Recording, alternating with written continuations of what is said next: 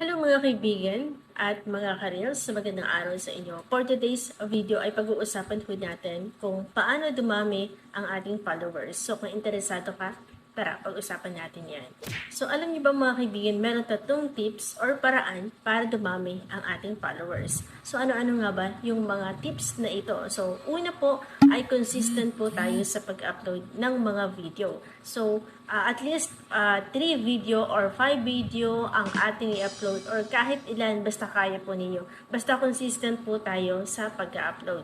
So pangalawa pong tips mga kaibigan ay ang create a quality content or gumawa tayo ng ating original content nang sa ganun ay mas mabilis tayo na ma-recognize ni Meta kasi kapag lagi tayong nag-upload tapos ang video ho natin ay quality content, mas mabilis ho tayong mai-suggest sa iba't ibang mga content creator. At syempre, yung pangatlo pong tips natin mga kaibigan ay ang communicate sa audience natin. So halimbawa, pwede nating i-reply yung mga taong nagko-comment sa ating comment section, lalo na sa mga latest vlog natin or mga video po natin na ina-upload dito po kay Facebook. So mahalaga po na makipag-communicate tayo sa ating mga followers nang sa ganun ay malaman nila na active tayo dito po sa Facebook. So yun lang po mga kaibigan, sana po meron po kayong natutunan